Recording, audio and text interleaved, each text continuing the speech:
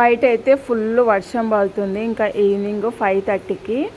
ఇంకా ఈ వర్షానికి ఏం చేయాలని ఇలా వర్షం చూసుకుంటూ ఉంటే ఇంకా మాకైతే వేడి వేడిగా ఏమన్నా తినాలనిపించింది. ఇంకా బయటికి అయితే వెళ్ళలేం కాబట్టి ఇంట్లో ఏదో ఒకటి చూద్దామనేసి ఇంకా ఇంట్లో ఏమేమి ఉన్నాయో ఒకసారి చూస్తున్నాం. ఇంకా బనానా ఉంటే బనానా అనేది కట్ చేసుకున్నాను. బనానా బజ్జీ, పిండి, శనగపిండి.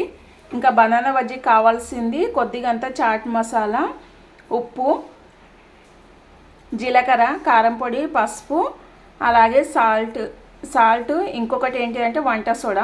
ఇంకా పొయ్యి మీద అయితే ఆయిల్ హీట్ ఎక్కిపోతుంది. పిండి అయితే ఇలా ఈ విధంగా చక్కగా కలిపేసుకొని ఇంకా బజ్జీలు అయితే వేసుకోవడమే. ఇగో ఆల్రెడీ పొయ్యి మీద అయితే బజ్జీలు అవుతున్నాయి. ఇంకా కొన్ని అయితే వేసుకున్నాం. ఇంకా వర్షాకాలంలో ఇలా చేసుకుంటాం. నా వీడియో కనుక నచ్చితే ప్లీజ్ లైక్ చేయండి, సబ్స్క్రైబ్ చేయండి, కామెంట్ చేయండి.